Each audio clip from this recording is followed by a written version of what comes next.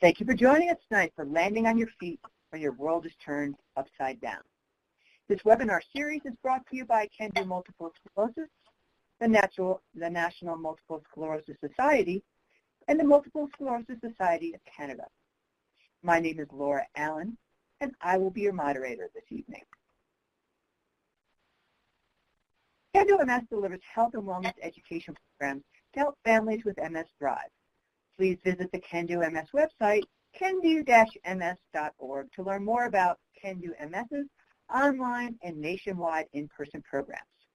The mission of the National MS Society is to help people affected by MS live their best lives as they stop MS in its tracks, restore what has been lost, and end MS forever.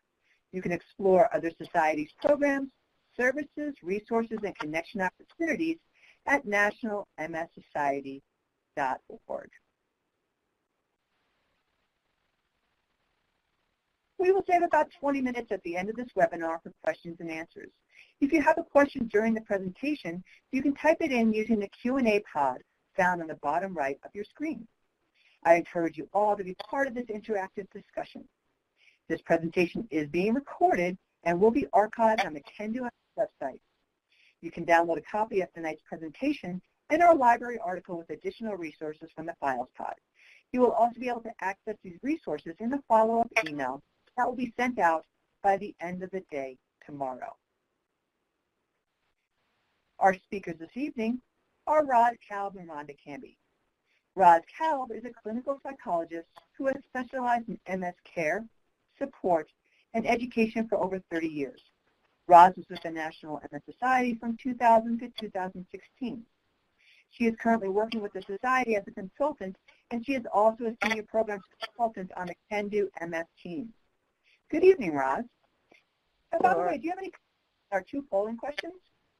Yes, so welcome everybody, and thank you for taking the time to answer the polling questions. I see that most of you are living with MS yourselves. You don't have very many support partners, although we have a few partners watching together. So for those of you who are living with MS, I would just encourage you to share this information with your support partners and encourage them to visit the Can Do website, because they also have to land on their feet. And so you can help them to do that by sharing. I'm also very gratified, as I'm sure Rhonda is, to see that the majority of you say that spirituality is an important part of your wellness plan. And I'm very excited that we now have a spirituality guru to help us talk about this very important topic. Well, thanks so much, Roz. And now I'm going to introduce Rhonda. Rhonda is a chaplain and a spiritual director who leads workshops on grief and loss. I am going to turn the meeting over to Rhonda and ask her to tell us a little bit more about herself. Good evening, Rhonda. Hi. So 20 years ago, I was a partner in a big law firm, and my spouse, a surgeon, was diagnosed with Alzheimer's disease. I became a support partner, and my life was really transformed. At the time, it seemed like a pretty horrible transformation, but I am so grateful now for all the changes. And as you see, I'm working as a chaplain and spiritual director now. So I've learned about MS just in the last year and a half or so. I've had a chance to be introduced by a friend to a number of members of this MS community, and it's been very gratifying, and I'm really grateful to be here today. Thank you for inviting me. And now, Roz, would you tell us about our objectives today? Sure. So our goal tonight is for people with MS and their partners to learn about change, how change is part of everyday life, both changes that we seek to achieve, but also changes we try to avoid, and how all of those changes offer challenges and opportunities for growth. And then we're going to focus in on MS and how life with MS, whether you're an individual living with the disease or a support partner, involves a lot of changes or losses. And as we look at how folks deal with change and loss, we'll talk about grieving. We'll talk about acceptance and adaptation, and we'll look specifically at how spirituality can play a role in helping people stay grounded even as they meet these challenges and as they try to cope and adapt. So on the next slide, I just want to remind all of you that Can Do MS focuses on wellness, and specifically on 6 dimensions of wellness, and we help people try to understand how various members of their healthcare team can work with them to achieve wellness in these various areas. And any of you who've tuned in to other webinars have heard us talk about issues like diet, exercise, and healthy behavior, how to enhance relationships, how to keep your mind active and stimulated, and how to achieve success and feelings of competence and well-being in your activities in work and home. So tonight, we're very specifically going to focus on 3 of these areas. We're going to talk about emotional well-being, one spiritual wellness, and also the cognitive well-being. So we have another polling question for all of you right now, and which areas of wellness are important to you? So please check any or all that apply to you. The answers are coming in.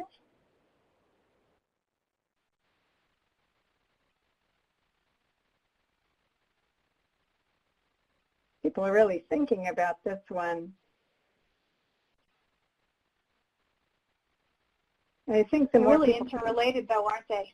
They are, right. And I think the more people think about this, the more they're recognizing that they're interrelated and that they're all important. So as we've seen in the past, emotional well-being and cognitive well-being are very, very important, but spirituality as well. So thank you very much for sharing that with us. So talk to us about changes, Roz. So as I mentioned in the objectives for tonight, change is really part of our lives from the time we're children, right? We strive to grow up, to be older, to be in charge. We want to get educated. We want to find a life partner, perhaps have children. We think about things like having our own home or then getting a bigger home. And there's even changes like trying to win the lottery, which most of us don't ever succeed at. But there are also changes that all of us try to avoid, more or less successfully. We try not to age. Well, you know, that is what it is. But we also try to avoid major losses. And as Rhonda just pointed out, no matter how much we try to avoid major losses at points in our lives, we lose precious loved ones, or we lose jobs, or we lose friends. We also try to avoid gaining a lot of weight or putting on more challenges on our checking accounts with debts. We try to avoid getting sick, and we try to avoid getting injured. But all of these are changes that can occur to us in our lives.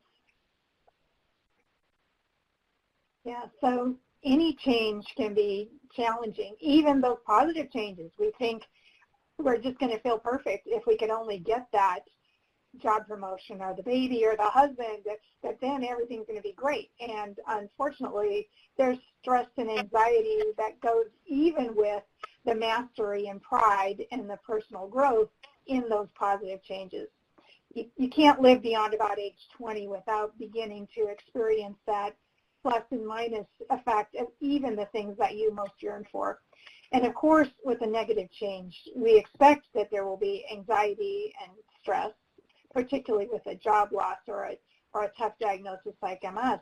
So what's the surprise, in my view, is that there can be personal growth and gain and mastery and pride even in those negative changes. It's all a mix.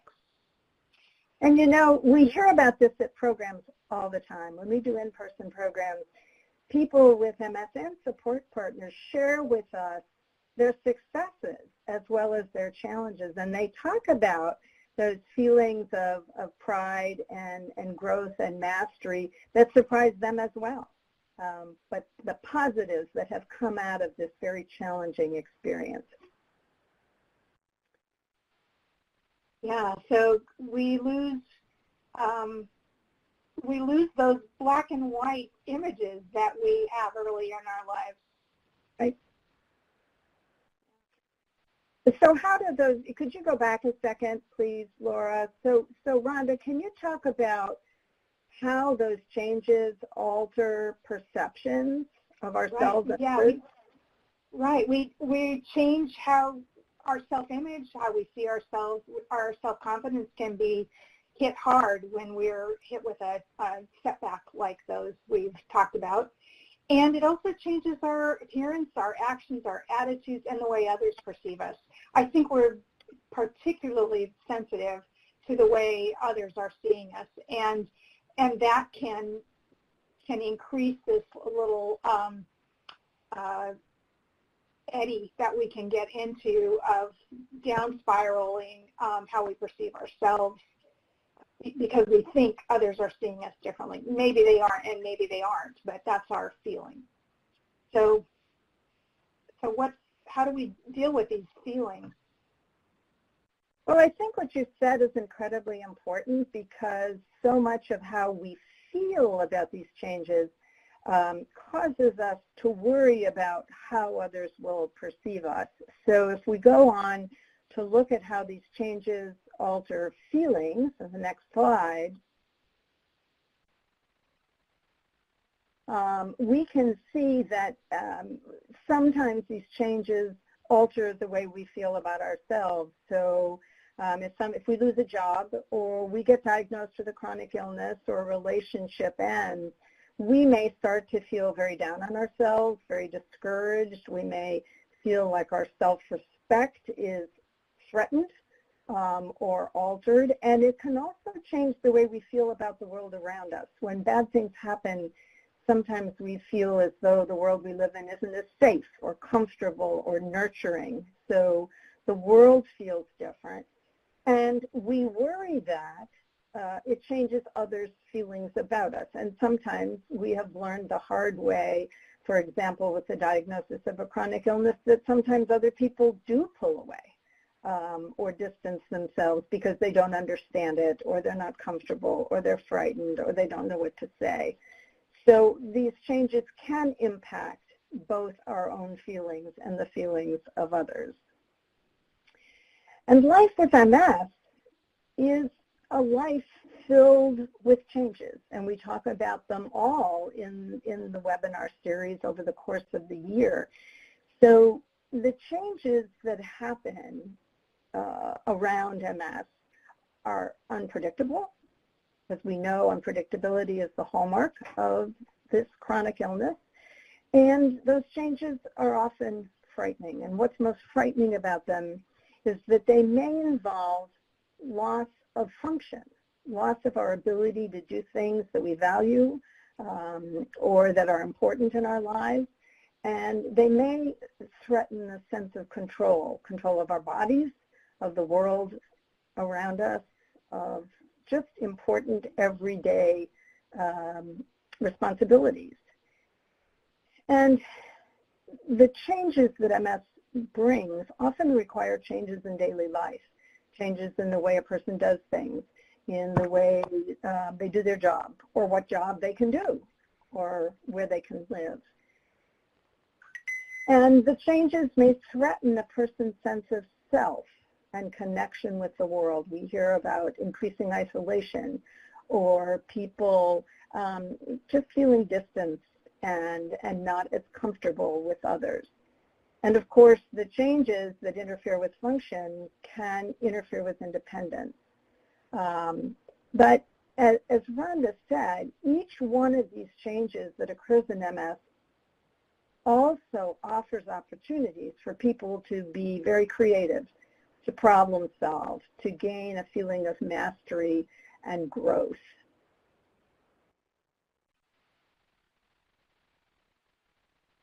So what are some of the specific MS changes that impact personal roles and quality of life? And remember, we're talking to both individuals living with MS and support partners, because this can happen for everyone.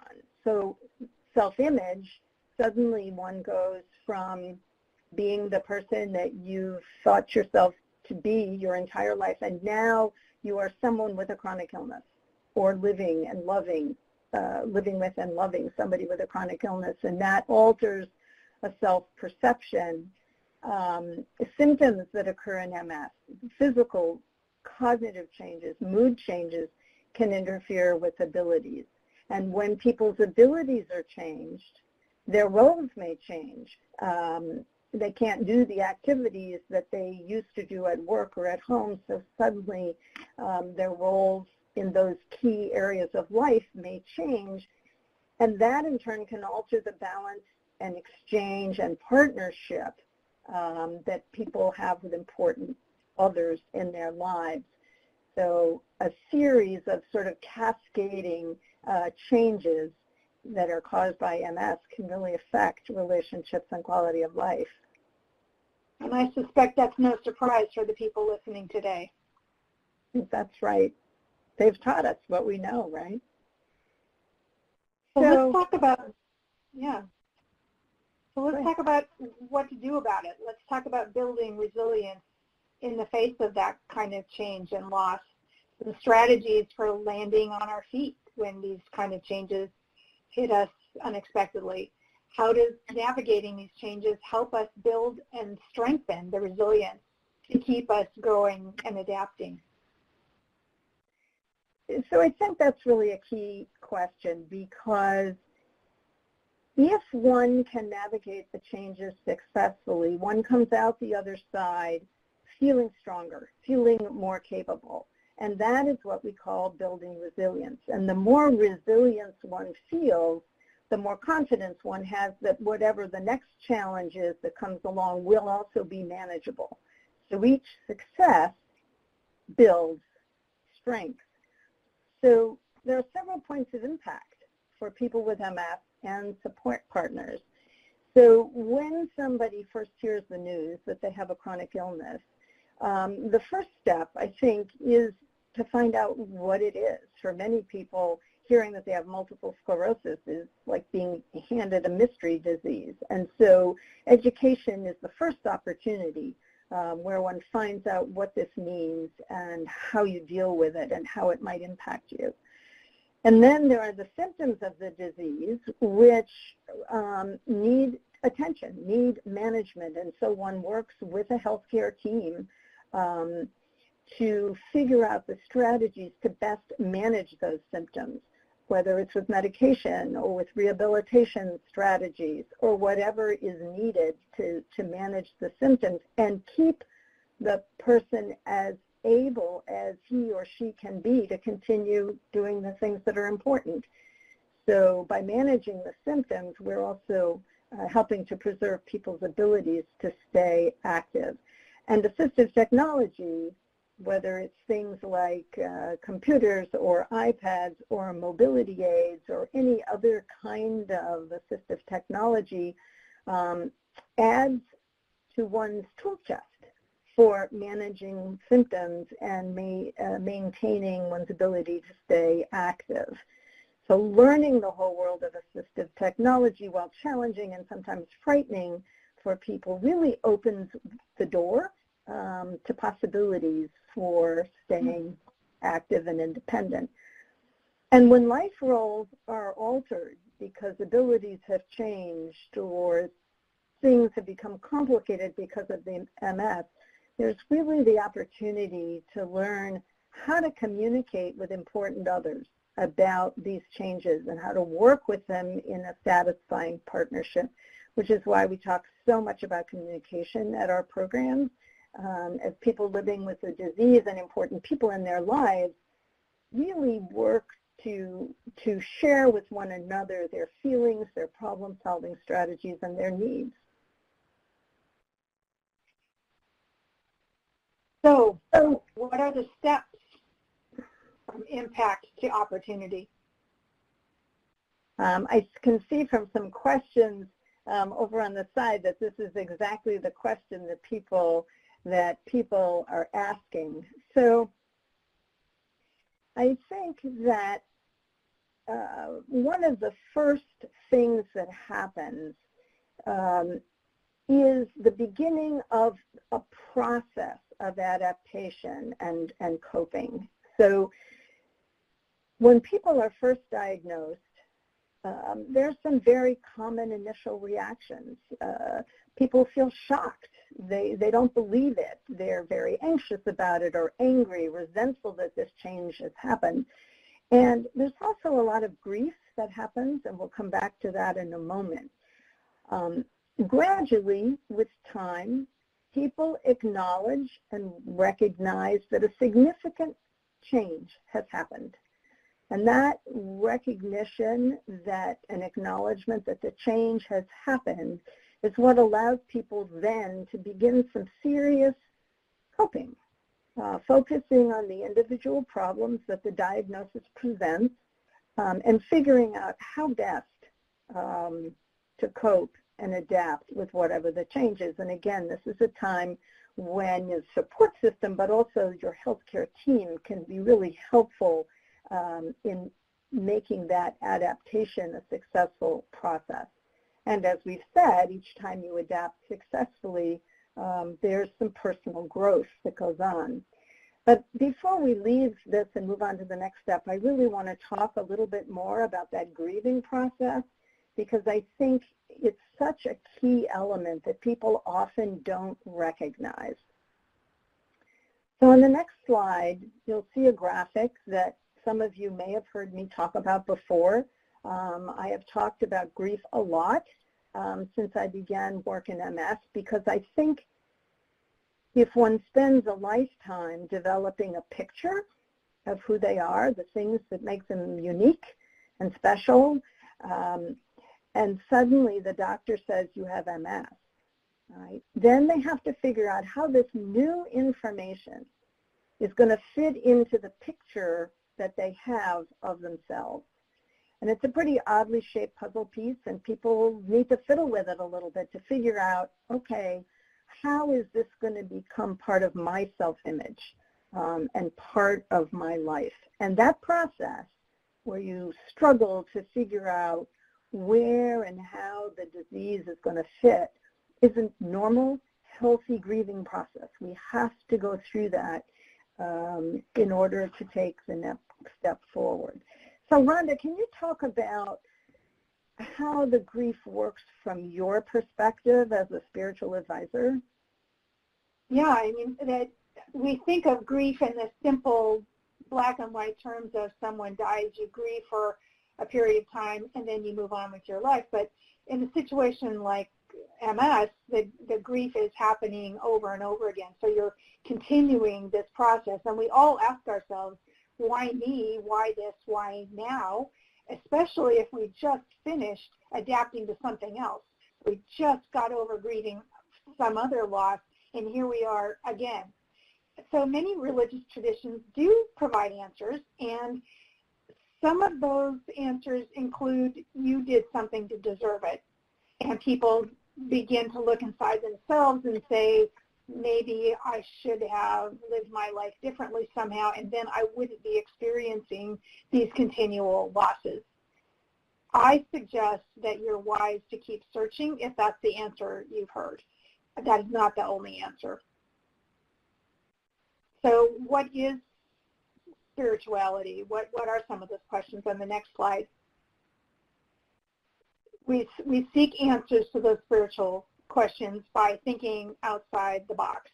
And I heard this really interesting description of what is spirituality. It's such a big term. But this is a description I like, that it's a sense of connection to something more, something encompassing, which you may call God, or what one author calls jumping out of yourself.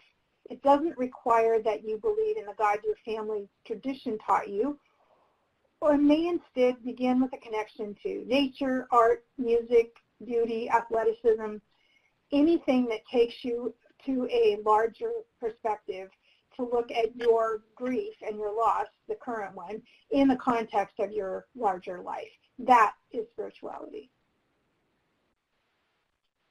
And then, so the spirituality, in my view, can sustain you through times of crisis and loss. It can enlarge your worldview.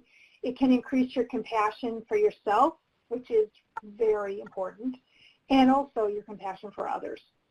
So there aren't any particular formulas for developing that, but we'll talk about some ways that you can begin on the process of developing a spirituality that really does sustain you and take you through the ups and downs and the bumpy parts of your life.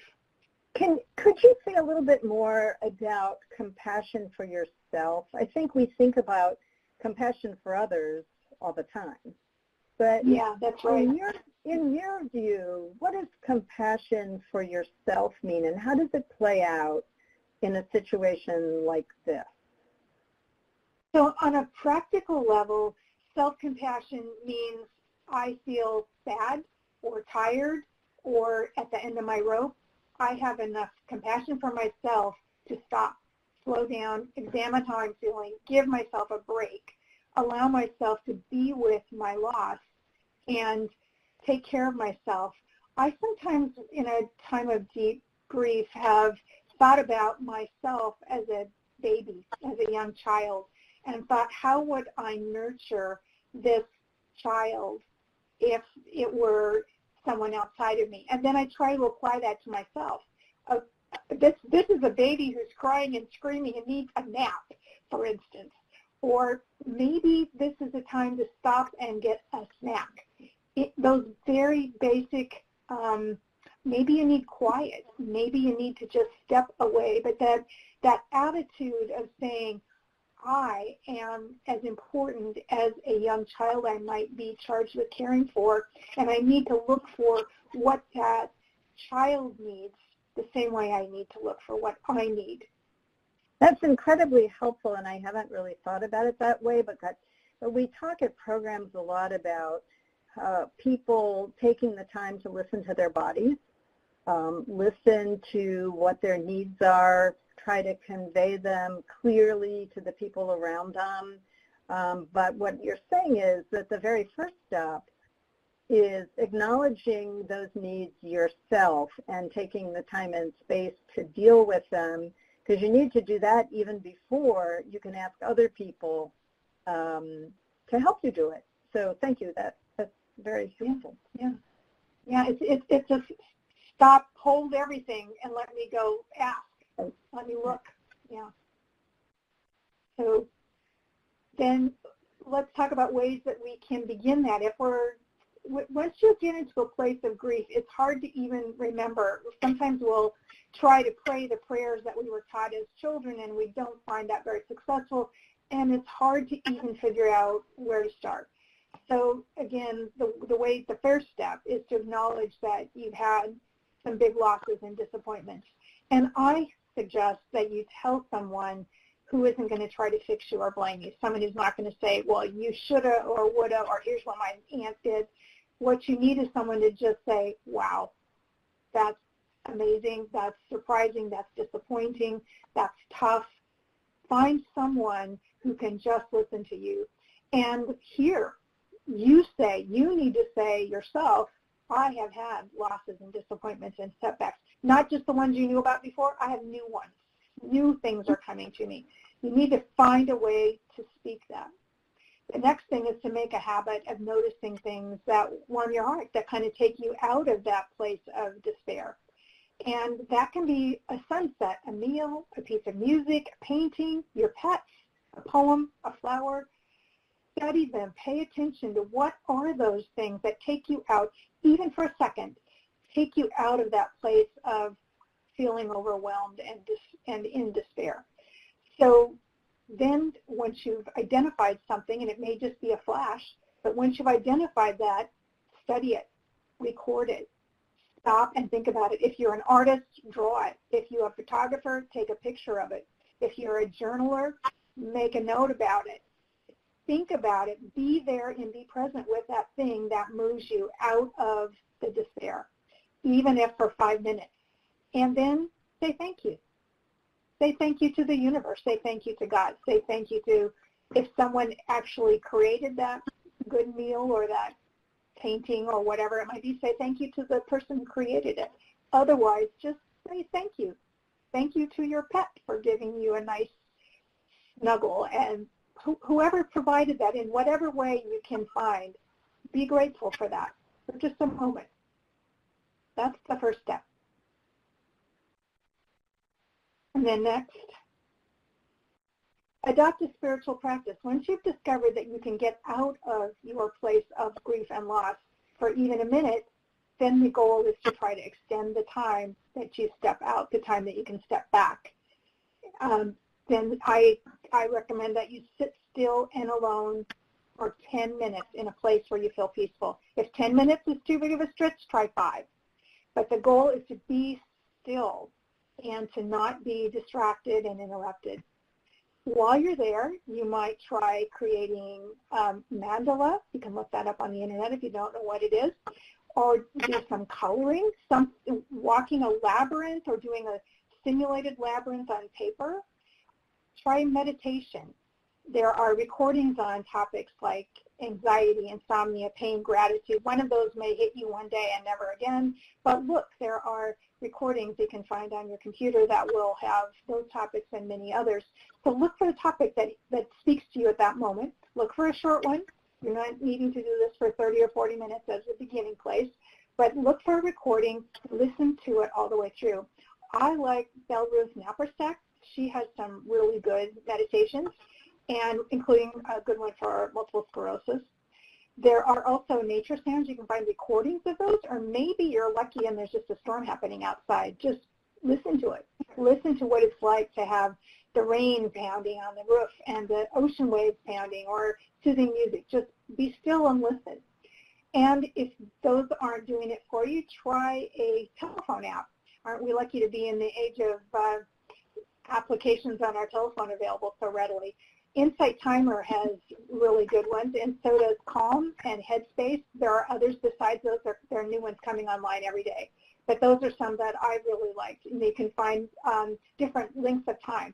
So whatever time you have to allot to this new spiritual practice, that's we're going to call it spiritual practice, whatever time you have to allot to it, look for something that fits your time schedule.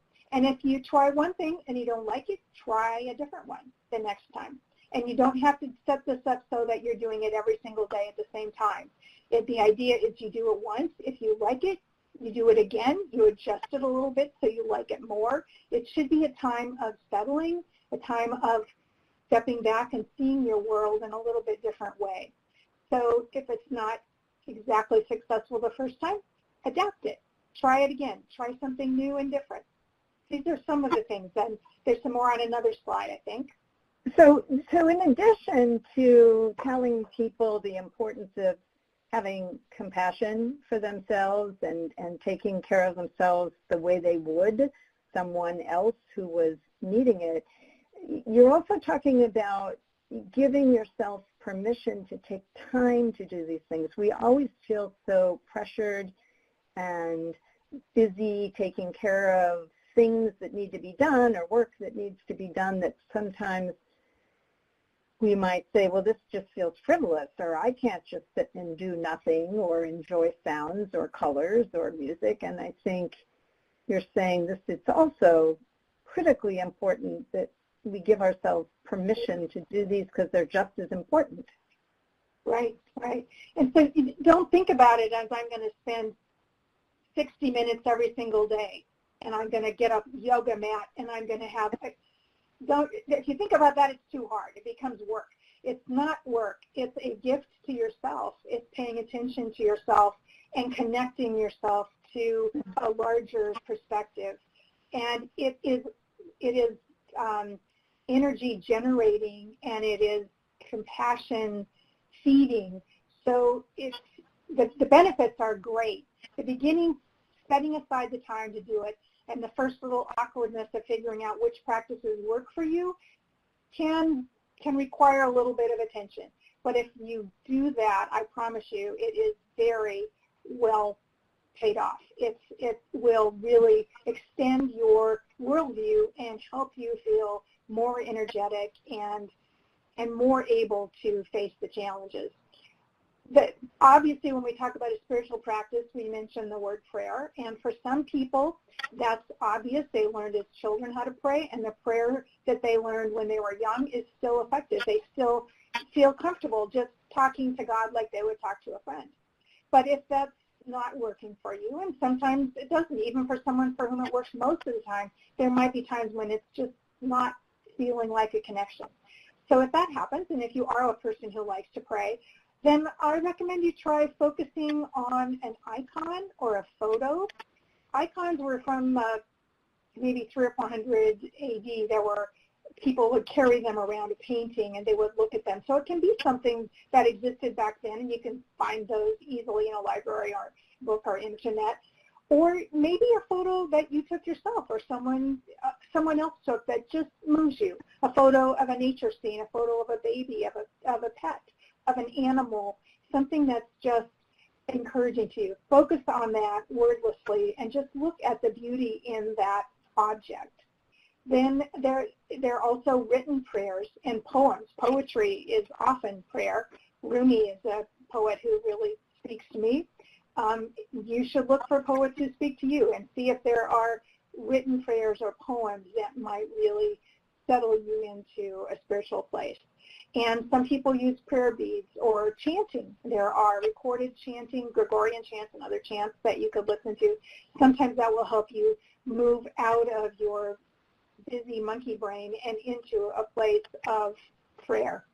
Another thing is to play a musical instrument. If you can play the piano or the French horn or anything else, then take time to just be with your music. It doesn't matter that this is recording worthy, that you're making beautiful music that other people want to hear. It matters that you're paying attention to that instrument and that you're connecting with the sound you're making. That is a form of prayer.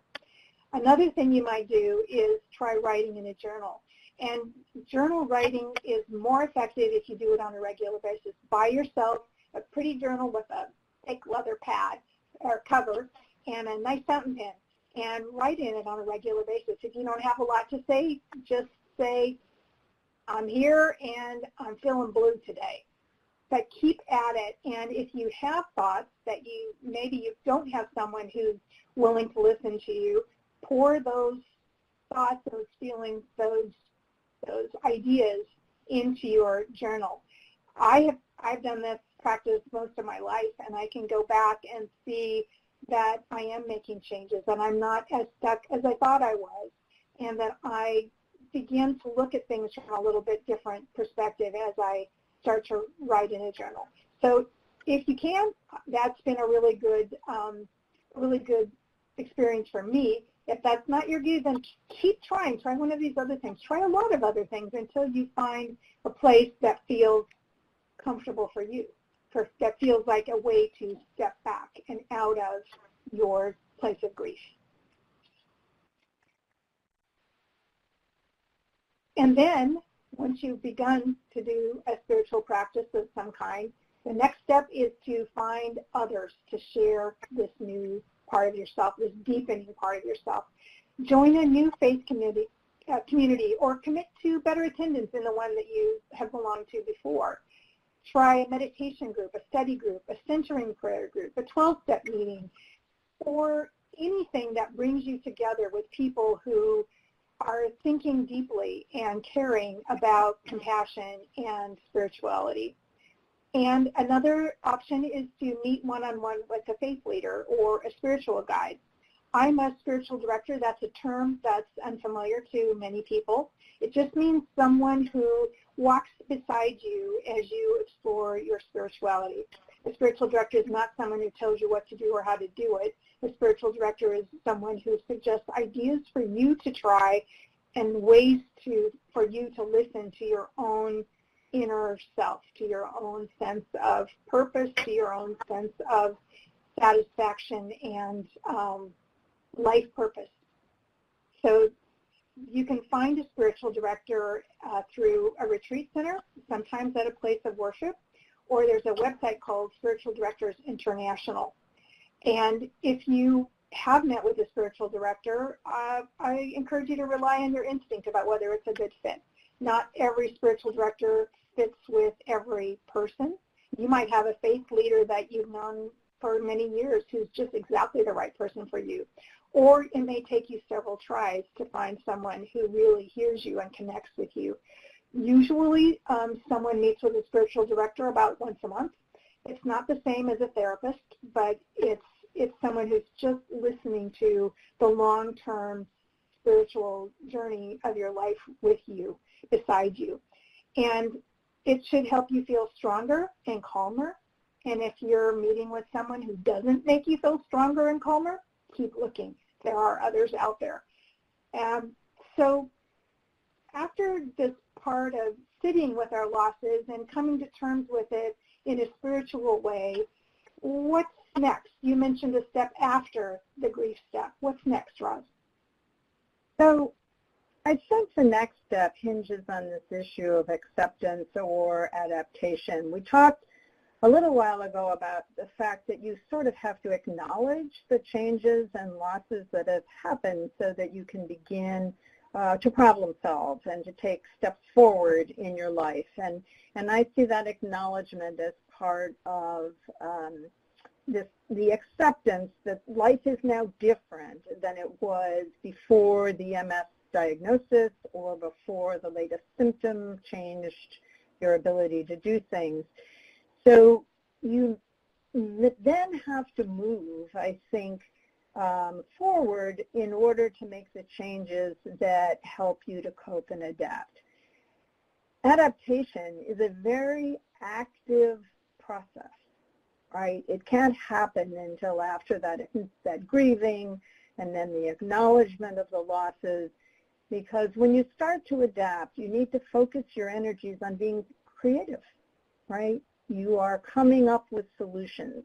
And that process of adapting can be very energizing, very exciting, even while it's challenging, but it is solution-focused. It's looking at the specific challenges that you're having and figuring out what are some solutions that can help you move past the current obstacle. And again, when you do that, you're promoting self-growth and you're building confidence. So we want to help people, and the whole healthcare team and the Can-Do organization is really all about helping people find these ways to adapt and problem solve with whatever the challenges are they're facing. So adaptation has a lot of components. And one of the things I always encourage people to do is to break down the overall challenge of life with MS, which is a war we still don't know how to win. We don't have a cure yet. It is a chronic illness. So instead of focusing on that war, to focus on specific battles, whether it's a challenge in the workplace or a mobility challenge or a challenge just getting through day-to-day activities. You focus on those and then you work with the people who can help you be successful navigating each of the battles. Capitalize on your strengths. People have been problem solving and adapting their whole lives, not necessarily around MS, but around other life situations. So think about how you've coped in the past, what strengths you brought to the table, and how you might bring those same strengths to bear to solve the current problems. Build your team. Now, we've mentioned the healthcare team many times, but it's not just your healthcare providers. It may be your spiritual director, it's family, it's friends, it's who's ever in your support network who helps you on a day-to-day basis to manage your challenges. I think it's also important to identify any attitudes that may be getting in your way. And it could be your own attitudes, like, I can't, or I've never been good at this before, or this will never work out right, or I'm stuck, all that negative self-talk that we do. But it may also be other people's attitudes that get in your way. And to be alert to those and say, well, that's not a very helpful attitude that you're bringing here, so I don't want you in my cheerleading section because you're holding me back or getting in my way. At Can Do, we really work very hard to help people identify helpful tools and resources. And again, that may be assistive technology kinds of tools, but it can also be resources in your community or resources online that can be helpful. And as you've been talking about, Rhonda, and we talk about at Can Do all the time, you're really wanting to take care of the whole you. In all the 6 areas of wellness, those aspects of your life deserve just as much attention as the disease-modifying therapy you're taking, or how often you're getting an MRI or going to the neurologist. Your overall wellness is what makes it possible for you to live your best life with MS. We encourage people to enjoy those newfound interests and abilities, particularly the ones you've just been talking about, Rhonda, things you may never have tried before. I just started doing a little painting myself, and I think it's changing my life. I'm not sure, but when you explore these new things, it can be very, very exciting and gratifying. And be sure to ask for help when you need it. Asking for help is not a sign of weakness. It's not a sign that the MS is bigger than you are or that you're not the person you used to be. Asking for help is a sure sign of strength and self-confidence because you're reaching out to people who can work with you to make things better. And of course, finding whatever your spiritual core is that you've helped us understand so beautifully tonight, Rhonda. While you're doing all this, I just want to remind all of you to pay attention to your mood and your cognition. Jean-Martin Charcot pointed out way back in 1877 that depression and cognitive changes are a part of MS. And we know today that they are extremely common symptoms in MS. Depression is much more common in people with MS than in the general population. And the cognitive changes that occur in MS can happen even before people have their first physical symptoms leading to a diagnosis. So as you're thinking about coping and adaptation, just pay attention to whatever changes you might be experiencing in this area because they can interfere with your ability to problem solve. So let's talk about mood issues for just a second and why they're so important. We know that people who are depressed or very, very anxious or moody don't function as well cognitively. So one of the first things we want to do when somebody says that they think they're having a cognitive issue is to screen them for depression, because if we can identify and treat the depression, the cognitive changes, memory and information processing, those kinds of things may improve significantly. But people who are depressed also lose time from work. They can be very, very difficult to live with. And so for your own sake and the sake of your loved ones, managing depression is really, really important. And anxiety similarly interferes with a person's ability to function, to their self-confidence, and their ability to communicate. And anxiety is at least as common as depression in MS. And be aware that people with MS are generally taking a lot of medications, and some of those, particularly the corticosteroids used to treat relapses, can impact mood. But I don't want to leave this slide before reminding all of you out there that support partners are also at increased risk for depression. And so take care of each other, those of you who are partners out there, and pay attention to each other's moods and suggest that a person get help if mood seems to be impacting quality of life.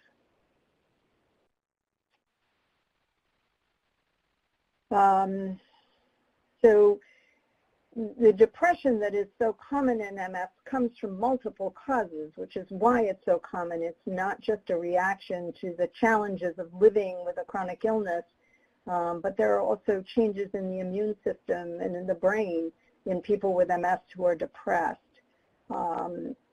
But regardless of the cause, depression is very, very treatable. And so we want all of you to ask for regular screening of your mood from the time of diagnosis onwards, so that if you need help in this area, you can get it as quickly as possible. Life with MS is hard enough without trying to navigate it while depressed. And who should they mention it to? Who to bring it up with?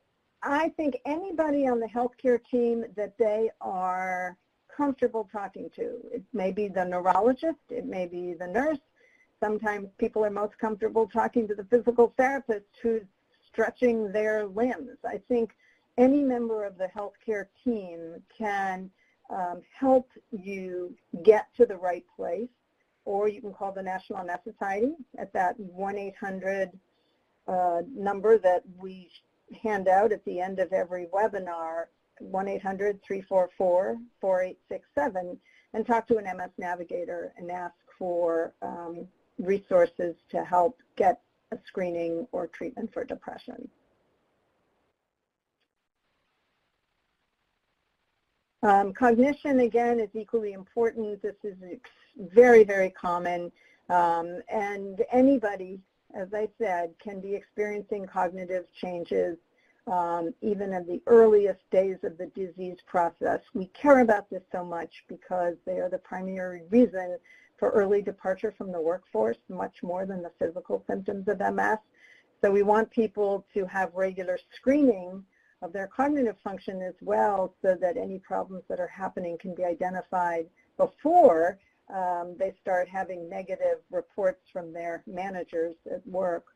But to do the kinds of adaptation and problem solving we're talking about depends on some of those cognitive skills, and so we want you to be getting help if you're having difficulty with these, so that you can work on these other areas of coping and adaptation that are so important. The good news is that these changes generally progress slowly, and working with a speech-language pathologist or an occupational therapist or neuropsychologist can really give you the compensatory strategies you need to work around any cognitive changes you're having. Unfortunately, we don't have any medications that are magic bullets for these problems, but there's lots of help that people can get to manage cognitive changes they're having.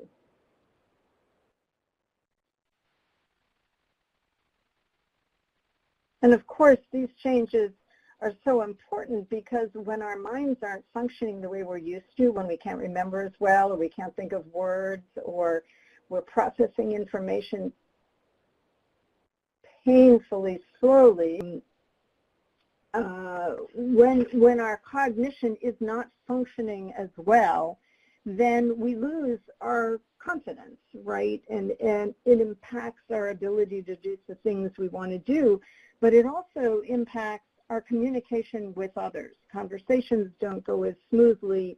Our daily activities and our responsibilities at home and work don't go as well, and that affects our relationships with the people around us. So with all this said, what are some action items that we want all of you to do? So as Rhonda was asking before, it's important to report any significant mood changes or cognitive changes to your healthcare provider, anyone on your team with whom you're comfortable talking. take a look at how cognitive changes might be affecting you in your daily life. And as with physical changes, it's important to make up your mind that it's okay to do things differently than you did them before. You may need extra strategies and tools to manage your cognitive changes, but that's okay. Because although your abilities may not improve, your ability to function will, just the same way that using a mobility aid doesn't actually make your walking better, but it allows you to be mobile in spite of the difficulties that you may be having walking. Those compensatory tools are essential, and being consistent with those is really important.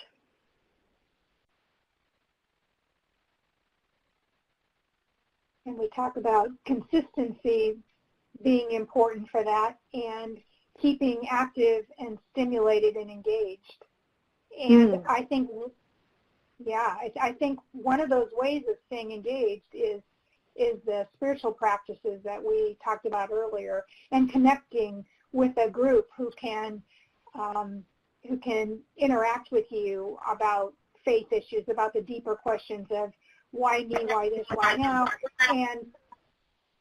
and how do I cope with this setback, this change, this new way of having to adapt.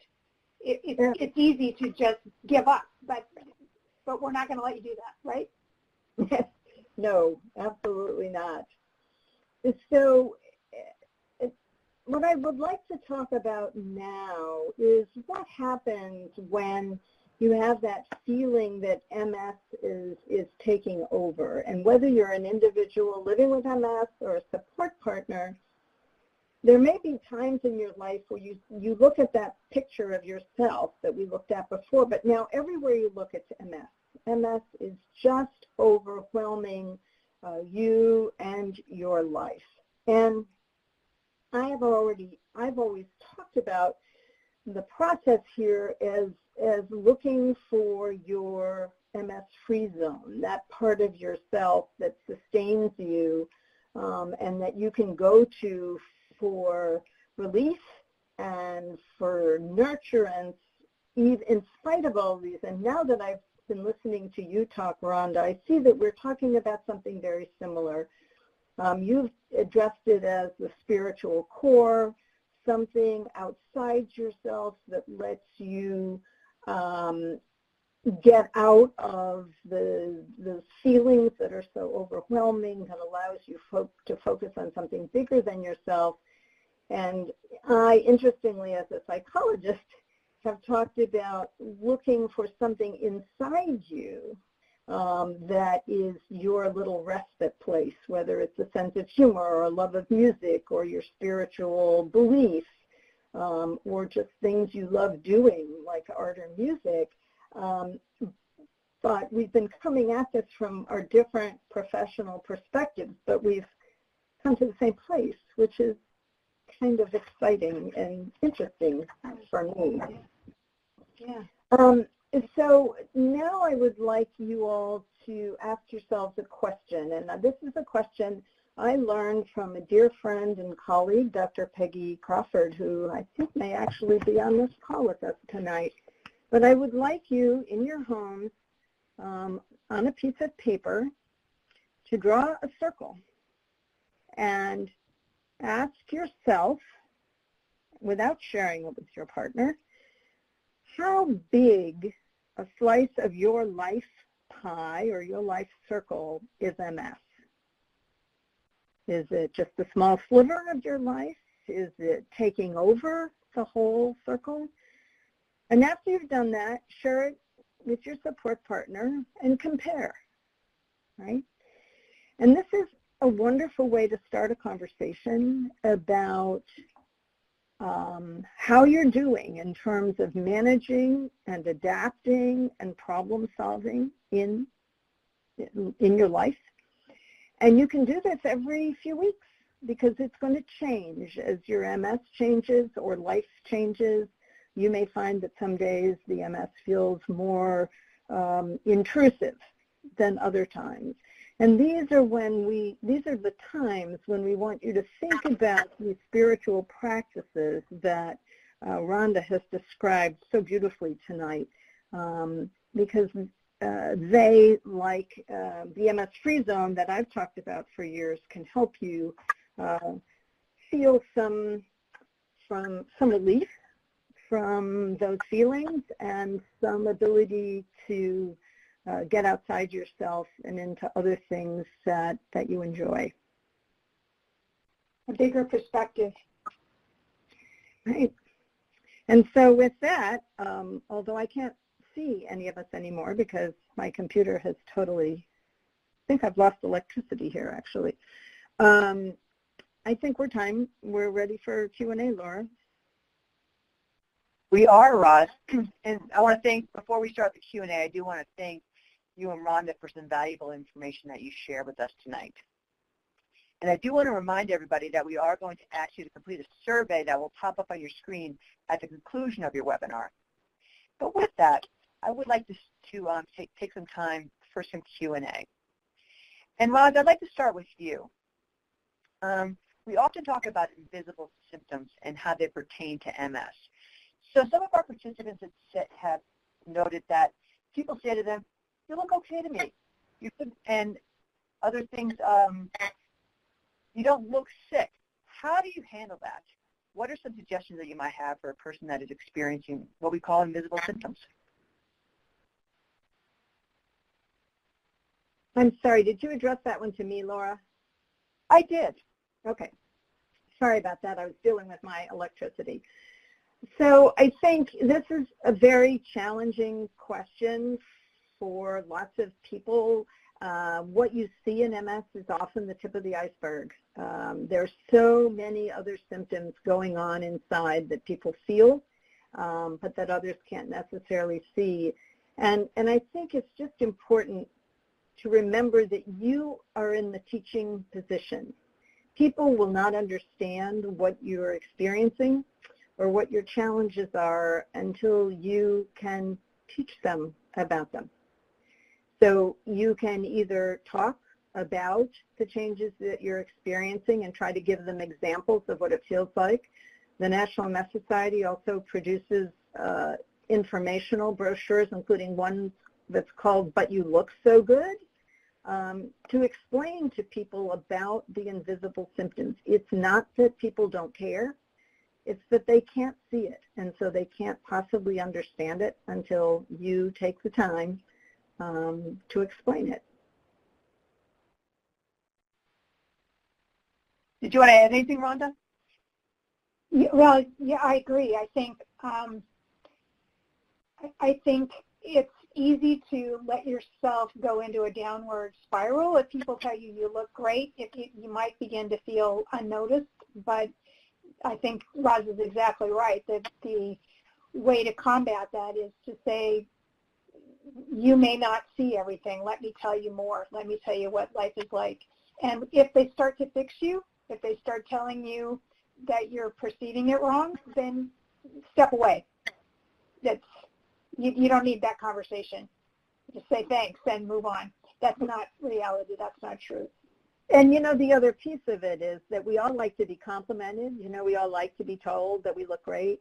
But for people living with MS, it's often a two-edged sword, because sometimes the compliment means, you look so good, why are your work assignments being turned in late? Or why is the house a mess? Or why are you forgetting things? And so it's not just about educating and explaining, it's about making it clear what you're experiencing that might be affecting what other people see about how you're carrying out your responsibilities. Yeah, good point. Well, thank you for that.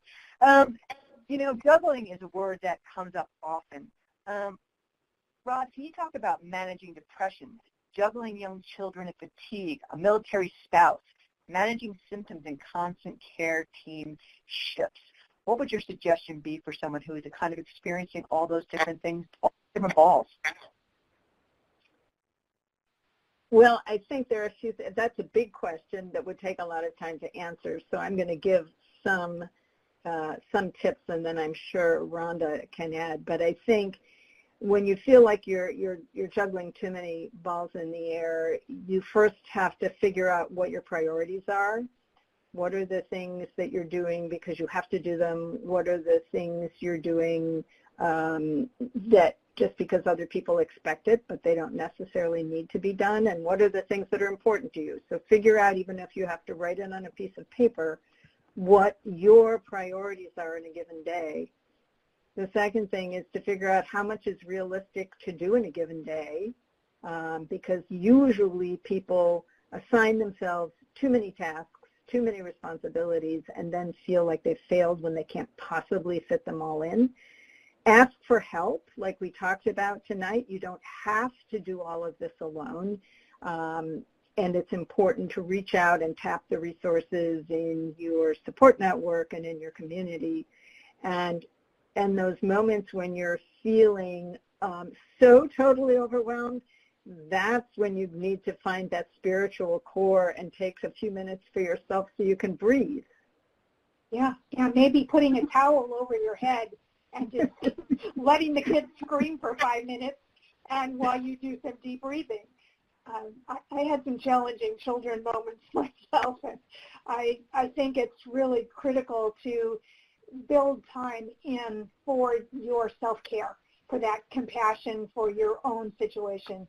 It's rough managing life with, particularly if you're a military spouse and doing it by yourself for a long chunks of time. That's really rough. Give yourself a pat on the back for managing it as well as you do, and give yourself a break, even if it's a short one, as often as you can.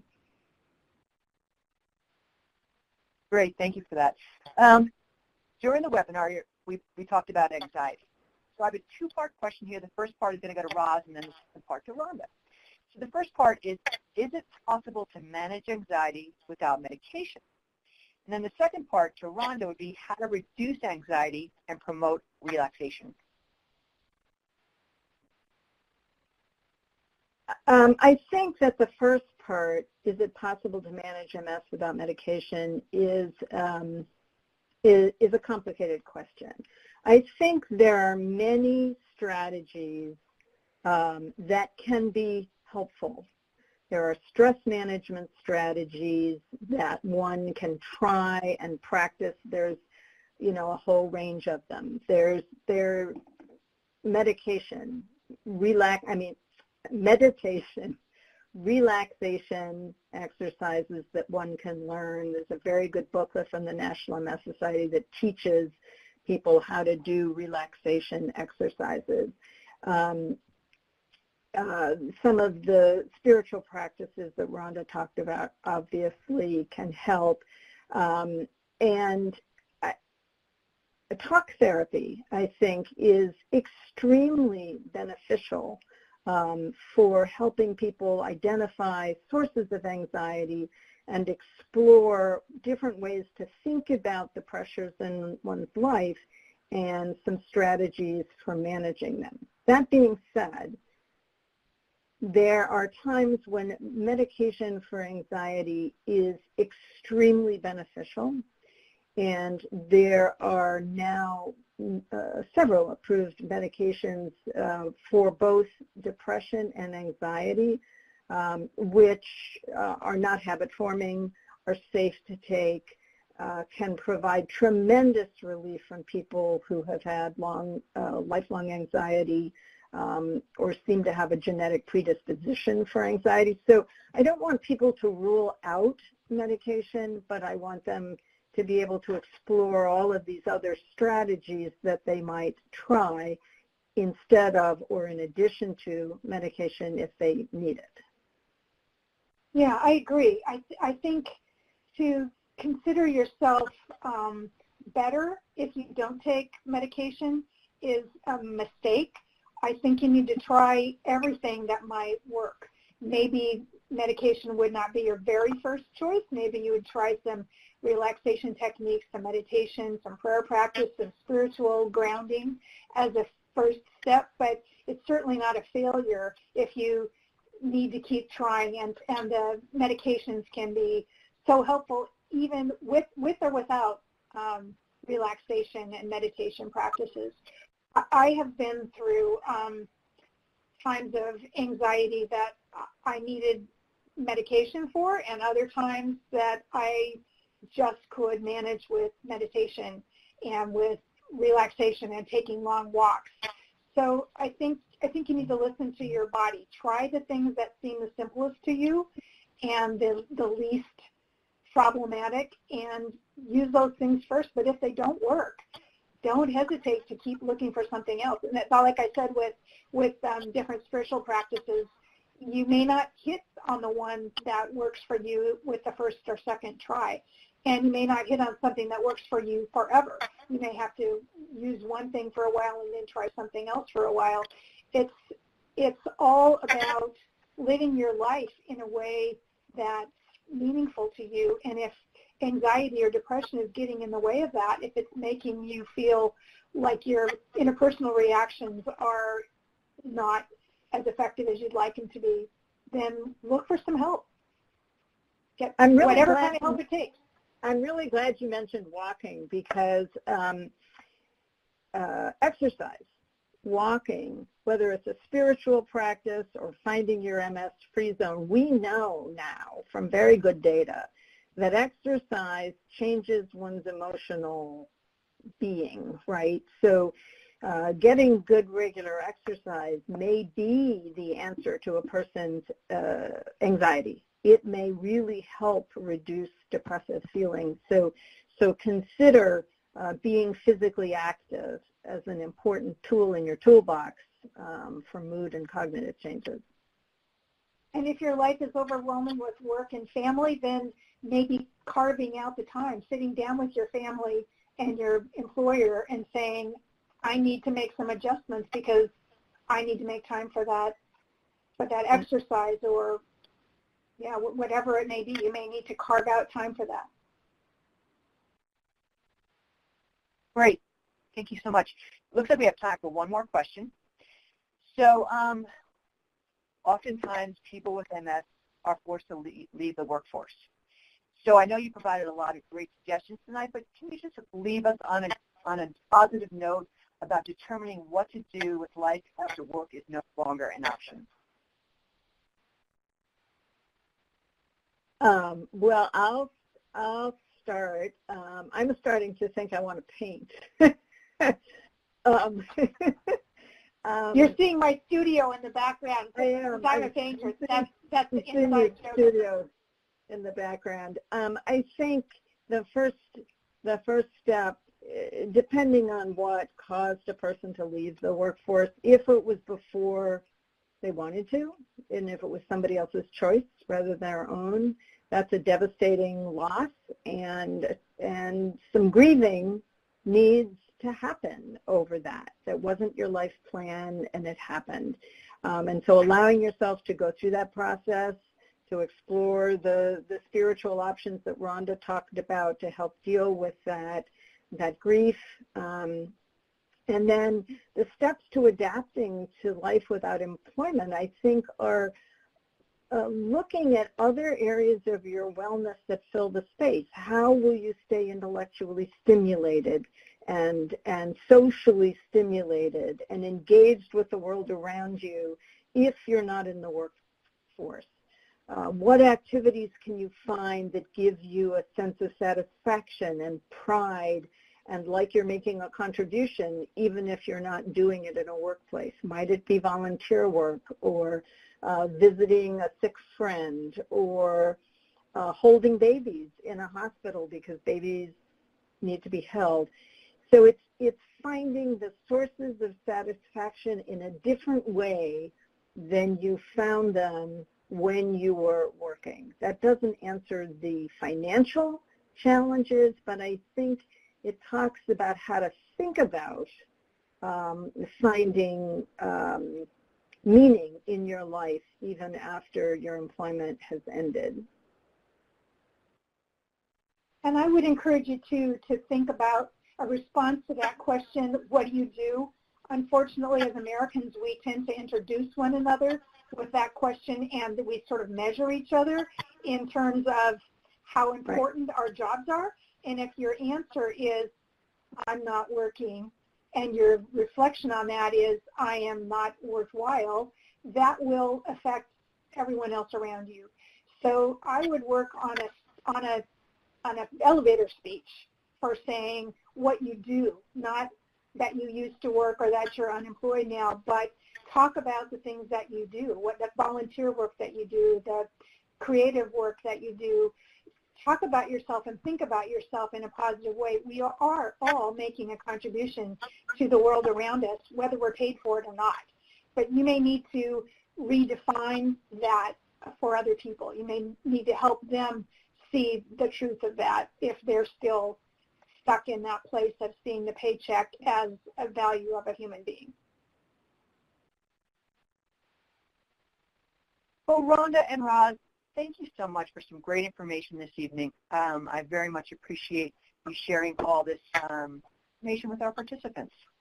And so, to conclude tonight, I would like to inform you of some additional resources that you might find informative and helpful. On the Can Do MS website, you will find our archived webinars, our e-news, and library articles. And you can also submit a question to the Ask the Can Do team, which will be answered by our team of MS experts.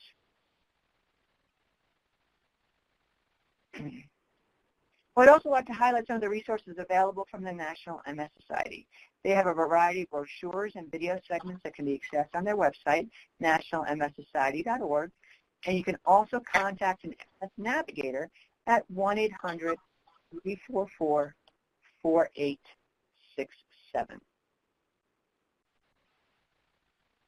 If you found the webinar to be valuable, please consider donating to the Can Do MS or the National MS Society.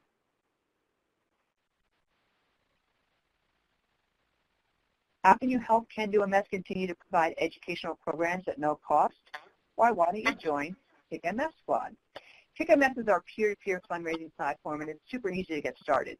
You can do anything to raise money for a program. A great example is to ask for donations instead of gifts for your birthday. The ideas are endless, and the best part is you'll be able to help other families such as yourself have free access to our programs.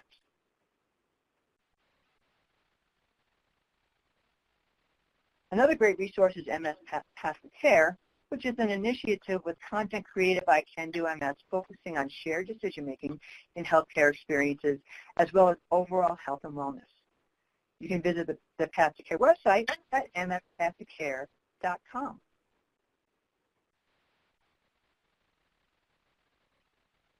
The next presentation in our webinar series will be on Tuesday, February 11th at the same time, 8 p.m. Eastern, and the topic is Achieving Emotional Wellness.